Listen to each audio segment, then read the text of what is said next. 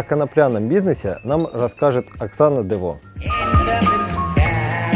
Мы сделали исследование, поняли, что для человеческого тела это растение самое лучшее. Конопля у многих ассоциируется с бабушками. Народ начинает ходить, интересоваться. Вот такого формата в Украине еще нет, и было бы интересно его сделать. Честно говоря, очень крутая идея. Продала вам идею? Отличная идея. Давайте. Попробуем. Когда я заплатила за него первый раз за продвижение в Гугле, у меня остановились продажи.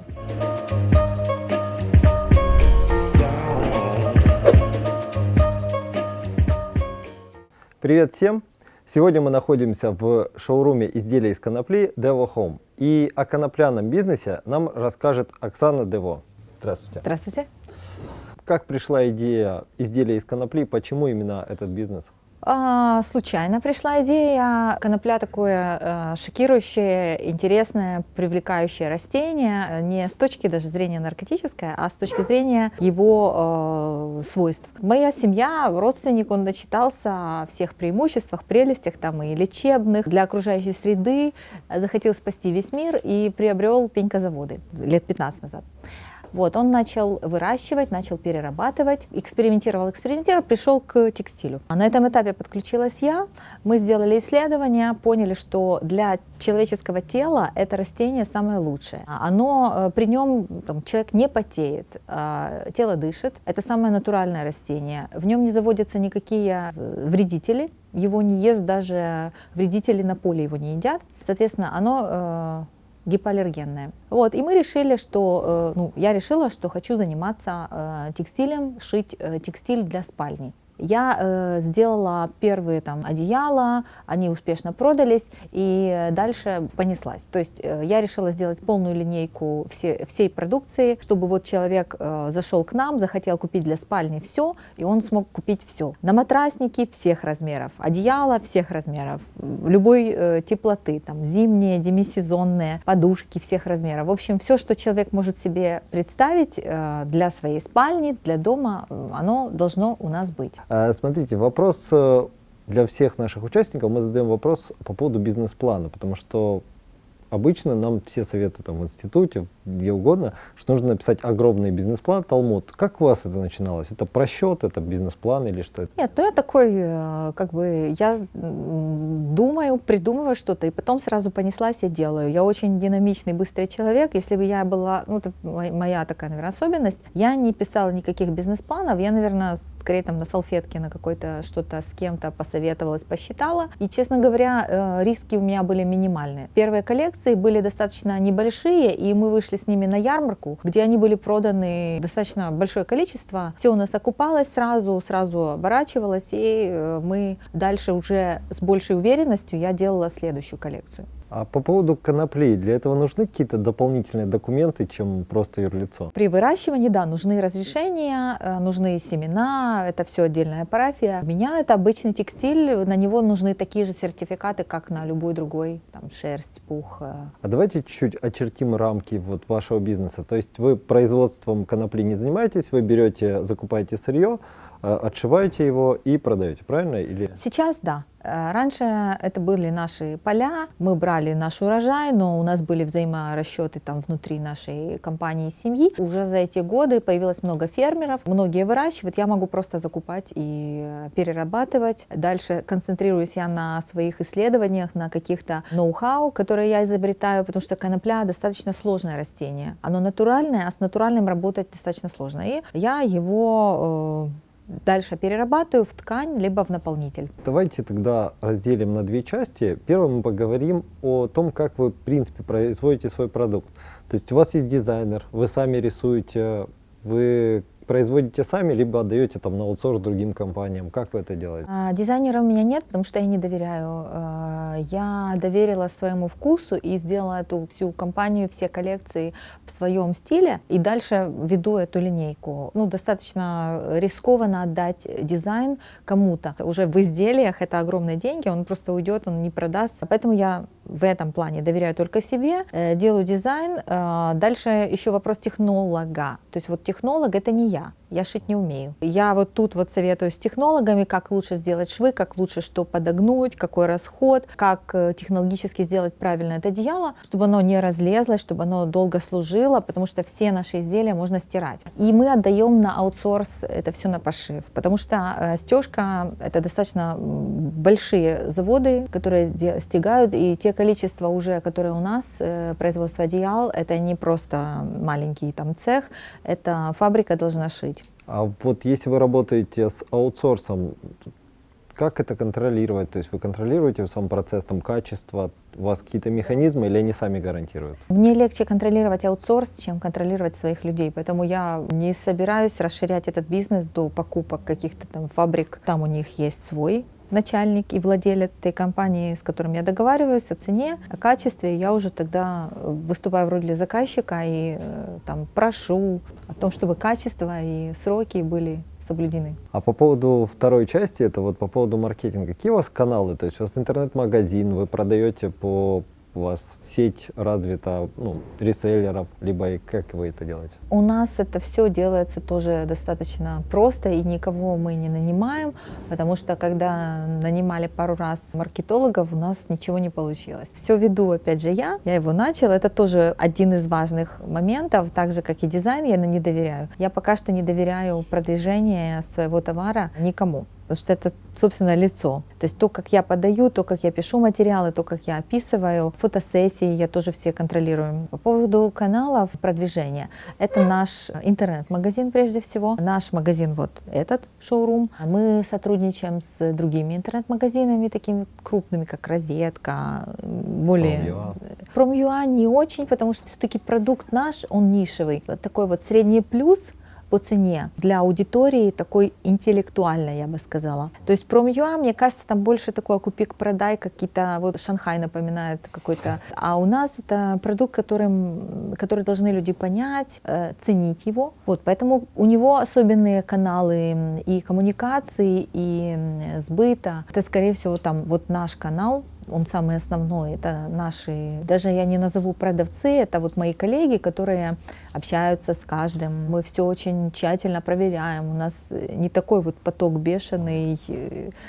То есть вы уходите в эксклюзив больше? Да, мы больше в эксклюзиве, но я еще цену свою не назову эксклюзивной. То есть она еще такая достаточно приемлемая. Вот недавно сравнила нас, открылись в Украине Zara Home. Я пришла, подумала, что вот наконец-то по ценовой мы тут вот будем конкурентами, но нет, Zara Home дороже нас, хотя дизайн там потрясающий, понятно. Ткани искусственные в основном. То есть Zara Home, она выше по цене, по качеству, ну, Zara Home это масс-маркет все-таки. Дальше H&M Home тоже. А какие вот основные у вас, то есть вы Инстаграм, Фейсбук что-то ведете или? Да.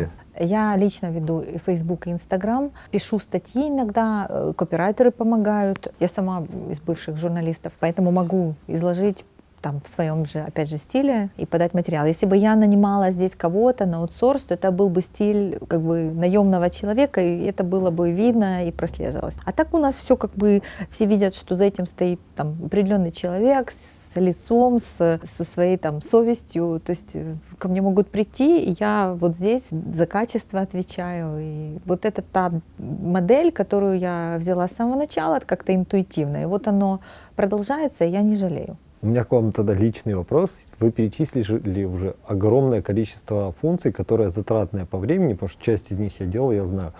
Как у вас хватает на это времени? Ну вот как хватает, так и делаю. Ну как-то выкручиваюсь, но пока что это так, и скорее всего это, наверное, продлится какое-то время. А я, насколько знаю, вы много участвуете на выставках, правильно? Участвовали. А почему прекратили? А уже нет потребности такой острой. Мы уже получили свою аудиторию. Я думаю, стартапам стоит участвовать во всех выставках, которые есть, и смотреть, какая из них приносит что. Мы, когда идем на выставку, там 70% клиентов приходят и говорят: ой, мы вас знаем, вы крутые, спасибо. А по поводу команды, как вы ее строите, как вы ее набирали? Я слышу слово «семья», у вас семейный бизнес, это очень интересно. Ну да, семья помогает. Я себя все-таки причисляю к маленьким еще таким бизнесам, у которых нет такого там штата огромного, поэтому моя семья помогает как может. Там дети уже достаточно, у меня взрослая дочка, 14 лет, муж, все, даже мама с отчимом, и те помогают. Да, конечно же, есть у нас работники, их мало, потому что я предпочитаю на аутсорсе, и команда достаточно маленькая. А насколько вам легко находить сотрудников? Вот когда ценности есть в компании, всегда есть люди, которые разделяют. Нет, вы как-то это фильтруете? Да. Ну, опять же, тоже на уровне какой-то вот такой интуиции. Да, очень сложно находить их. А еще сложнее, когда они с тобой, ты там заботишься о них, а они вдруг там куда-то уходят по каким-то своим причинам. Могу гордиться тем, что мало уходят просто потому, что текучка. Вот такого нет слова. То есть у нас, я скорее договариваюсь со всеми, кто уже был, и скорее лучше договориться с человеком, который уже работал, чем искать кого-то непонятно кого обучать там, и так далее. А по поводу шоурума, есть какие-то рекомендации вот тем, кто хочет открыть шоурум? Ну, я бы не рискнула сама это сделать. Мы здесь вместе с мебельной компанией Хоми. Это моя знакомая тоже из рынка недвижимости, Люба Цепенкова. Мы с ней вместе снимаем это помещение. Вместе легче. Во-первых, легче не то, что финансово, а легче даже морально. Тут же договор, какие-то начинаются там иногда несостыковки с владельцем. Я бы советовала людям вообще объединяться даже по трое. У вас здесь очень крутой дизайн. Это вы делали? Это какая-то сборная солянка. Все-таки мы с Любой все-таки больше здесь мебели, поэтому, так сказать, что делали. Мы стремимся, как раз хотим его улучшить в январе. А по поводу помещения, вот как выбирать помещение под шоурум, почему вы не в торговом центре и как сэкономить, либо приумножить капитал с помощью помещения? Ну, мы, опять же, маленький, и я себя все-таки причисляю к каким-то начинающим бизнесам, а я перестраховываюсь, то есть я очень аккуратна с деньгами. Это помещение достаточно дешевое, оно не на проходнике, оно фасадное, но с улицы к нам не так много заходит. Это скорее такая вот база, где можно прийти и посмотреть. Это наш офис, наш склад в том числе. Оно нам стоит недорого, и основной там канал — это все-таки интернет.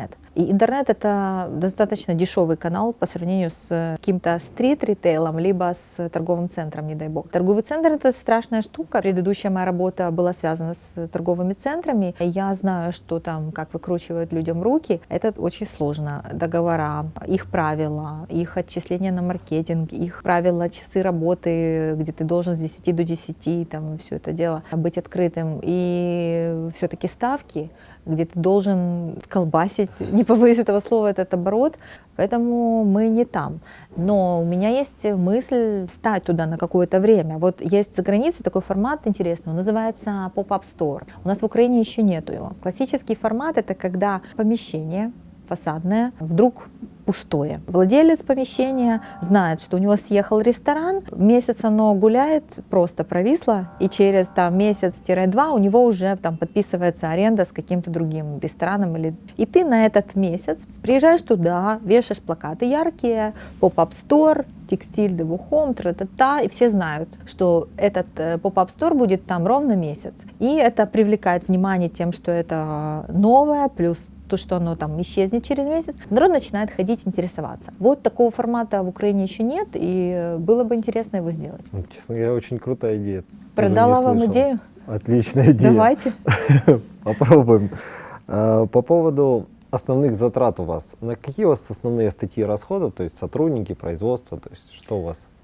Значит, у меня есть, конечно же, месячные какие-то затраты, куда входит аренда, зарплата сотрудникам. Да, наверное, это самые вот такие статьи основные. Мои затраты на производство, они не ежемесячные. То есть у меня вот, например, там раз в 3 месяца отшивается большая партия. Я вот отшила, получила свою партию, заплатила деньги и живу, продаю. Как только заканчивается какой-то наш основной товар или близится к концу, мы опять там задумываемся над следующей партией. А часто ли у вас остаются вот от коллекции какие-то вещи, которые не продаются, и что вы с ними делаете? Этот вопрос мне задавали, и у меня вообще этого не остается. все, что касается текстиля, одеял, оно все продается, в любом случае продастся. И при том, что скидки мы не даем. Мы начали делать какие-то вот этот Black Friday, потому что у нас достаточно дорогой товар появился, шубы. Он очень дорогой по сравнению с теми, вот у нас, если шуба длинная стоит 13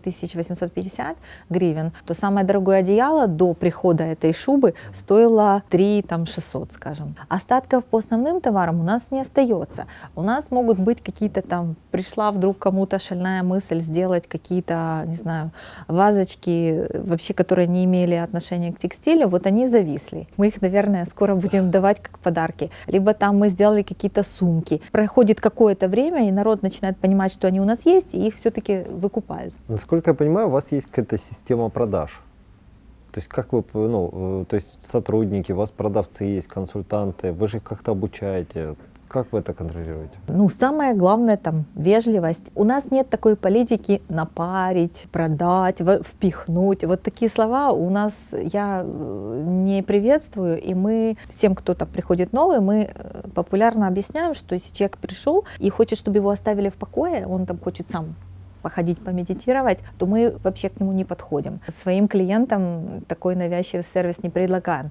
Мы им рассказываем. Цель рассказать максимально о пользах, о каких-то вот как за ним ухаживать, как стирать, какие размеры. То есть вопросов масса. Ответить на все вопросы клиент уже сам принимает решение. Дело в том, что у нас философия немножко вот такой даже антиконсюмеризм. Я за zero waste, я за даже вот ресайклинг, за то, чтобы люди просто включали голову и меньше гребли всего вот эти вот массовые продакшн тех же массовых брендов, которые уже даже не раз в сезон, а уже очень много раз в сезон штампуют те же футболки с другой надписью. И девочка, подросток бежит и просто нагребает, а то старое ей нужно выбросить. Планета уже не успевает это все, этот мусор переработать. Моя личная философия против того, чтобы люди нагребали. А лучше взяли, задумывались и купили какую-то вещь, которая действительно несет в себе ценность. Конопля у многих ассоциируется с бабушками. Те какие-то теплые воспоминания, которые людям там рассказывали, передали эту сорочку. Бабушка рассказывала, почему в ней нужно там пеленать ребенка, почему она хорошо к телу, что она полезный текстиль. И я все-таки хочу, чтобы люди, и так оно и происходит, люди задумываются над тем, что они покупают, несут эту вещь, она для них ценная. Если на подарок, то они обязательно рассказывают, что это из конопли, натуральное. В общем, вот это то, что для меня важно. А насколько если в процентах, если выбирать между есть прибыль, а есть, я вот вижу в вашем разговоре, такое небольшое миссионерство нести хорошее людям. Да, то есть насколько для вас соотношение, то есть если выбирать там между прибылью и миссионерством, что вам ближе? Наверное, вот вашими словами миссионерство, потому что если бы прибыль, то я бы занималась другим каким-то бизнесом, мы бы его быстро штамповали и продавали. А так, скорее, я забочусь о том, чтобы было все красиво, правильно. Мне очень нравится процесс создания чего-то нового продукта. Мы мех создали. В принципе, не совсем сложная штука, не космос, но тем не менее мы его сделали. Я сейчас еще улучшаю, я за границей и туда ездила, и там какие-то процессы мы делали, и сейчас продолжаем улучшать. И для меня важно, чтобы он получился крутой продукт, чтобы не было стыдно за то, что ты продаешь. А как вы в связи с этим, бывает ли у вас негатив, там что-то поломалось, гарантия какая-то, у вас бывает такое? Крайне редко. Меня же сравнить не с чем. Это мой первый бизнес в торговле и в производстве вот такого какого-то товара, который можно купить. Ко мне приходили 2 менеджера работать, и они говорили, что в сравнении с тем, один работал в предприятии, которое делала принты на футболках, на чашках. Он через пару месяцев или через месяц говорит: слушай, я вот вожу товар, приезжаю, а клиент с такой благодарностью говорит, на меня смотрят вообще. Вот я уже у тебя работаю там месяц-два, и все просто благодарят: Боже, спасибо, что вы есть, Боже, там, дай вам Бог здоровья и процветания. То есть такая вот разница между тем, что ты продаешь из китайского контейнера, и тем, что ты вот производишь, она есть. Поэтому и отношения у людей, даже если что-то там порвалось, они не будут топать ногами, швыряться, верните. Они как-то вот тоже к нам по-человечески и относятся, наши клиенты. То есть ваша философия переходит и на ваших клиентов, и... Да, очень приятно осознавать, что это так.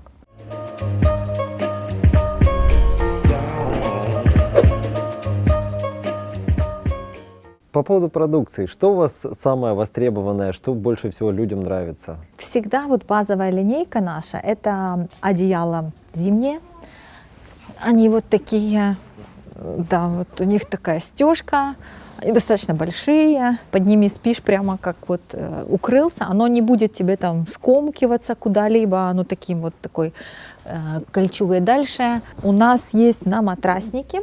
Это все такая вот невзрачная, неотбеленная ткань, максимально эко и натуральная. А вы их не красите, да? Не-не-не, потому что зачем? Человеку нужно, чтобы оно дышало, а не пахло каким-то краской. Пододеяльник туда подразумевается, и на матрасник он просто на матрас, а внутри у него волокно.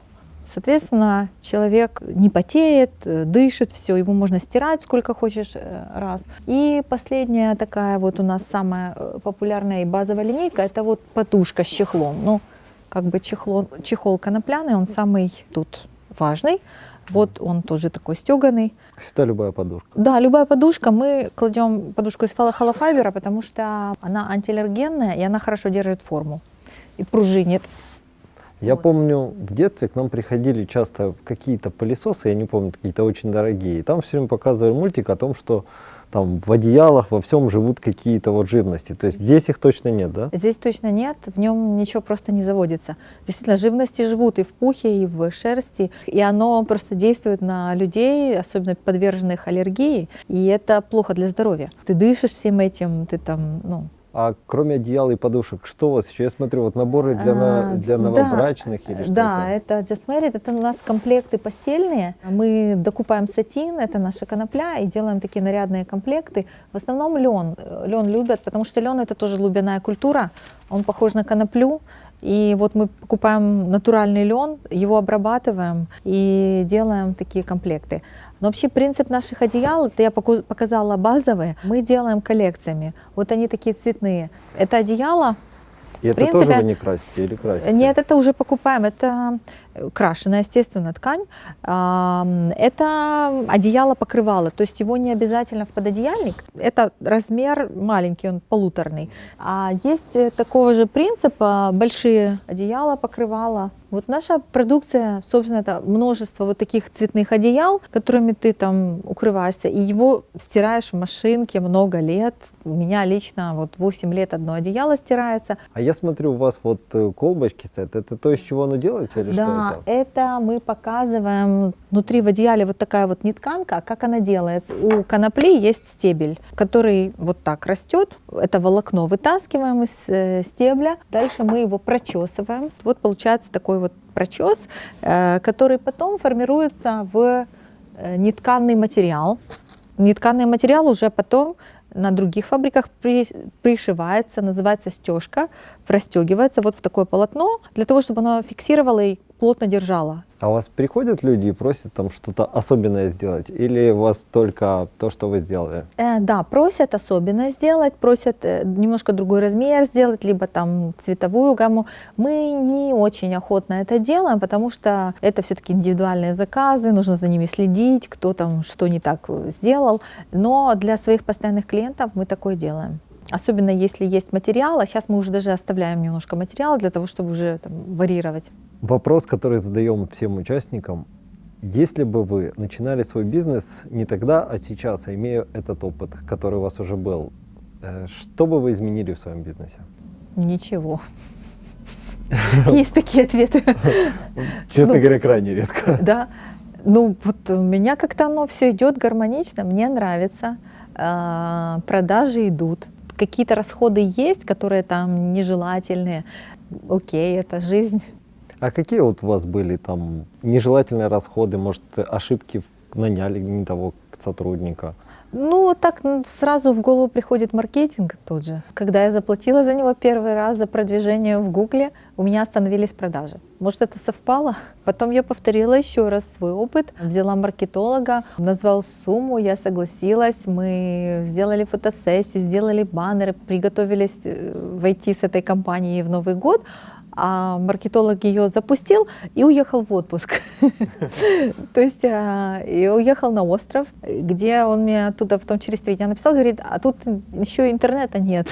Я говорю, прекрасно. Ну, я ему просто не доплатила какую-то сумму, но вот такие вот вещи происходили. Но я сделала вывод, что все-таки нужно придерживаться, значит, не платить за продвижение. Это тоже есть философия своя в продвижении. Вот, например, моя предыдущая работа, компания Ашан. У Ашана такой принцип. Они не вкладывают деньги в рекламу, тем самым показывая клиенту, что они тратят все деньги на свой сервис, на магазин, на то, чтобы сделать цены самыми лучшими. Точно так же и мы.